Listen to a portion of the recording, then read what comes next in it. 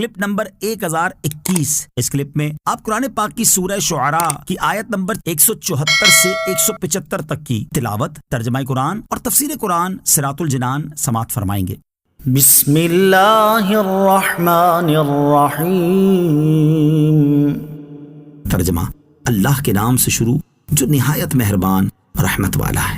ان فی ذالک لآیہ وما کان اکثرهم مؤمنین۔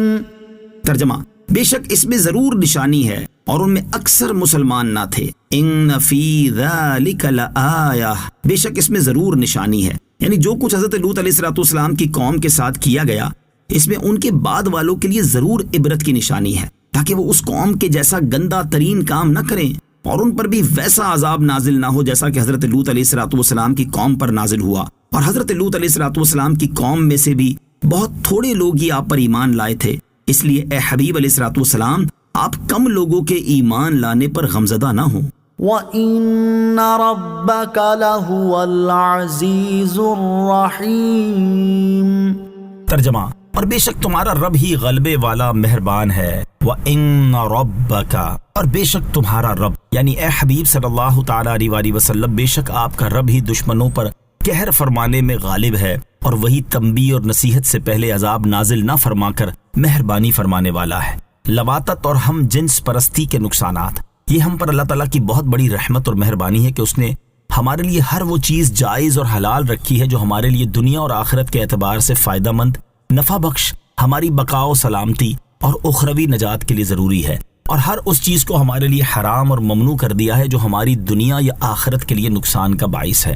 یاد رہے کہ اللہ تعالیٰ نے انسان کی فطری خواہش یعنی شہوت کی تسکین کا ذریعہ عورت کو بنایا ہے، اور اس میں بھی ہر انسان کو کھلی چھٹی نہیں دی کہ وہ جب چاہے اور جس عورت سے چاہے اپنی فطری خواہش پوری کر لے، بلکہ اللہ تعالیٰ نے انسانوں کو اپنی شہوت کی تسکین کے لیے نکاح کا ایک مقدس نظام دیا ہے، تاکہ انسانوں کو اپنے جذبات کی تکمیل کے لیے جائز اور مناسب راہ مل سکے، اخلاقی طور پر بے روی کا شکار نہ ہو، نسل انسانی کی بقا کا سامان مہیا ہو، اور لوگ ایک خاندانی نظام کے تحت معاشرے میں امن و سکون کے ساتھ اپنی زندگی گزار سکے۔ لیکن فی زمانہ عالمی سطح پر تہذیب و تمدن کے دعوے دار کئی غیر مسلم ممالک نے اللہ تعالیٰ کے اس نظام سے بغاوت کرتے ہوئے اپنے معاشروں میں لواطت کو قانوناً جائز قرار دے رکھا ہے، بلکہ کئی مسلم ممالک میں بھی یہ وبا پھیلتی جا رہی ہے، اور جن ملکوں میں اسے قانوناً اگرچہ جائز قرار نہیں دیا گیا، وہاں بھی تقریباً ہر گاؤں اور شہر میں بہت سے لوگ اس غیر فطری عادت اور حرام کاری میں مبتلا نظر آتے ہیں۔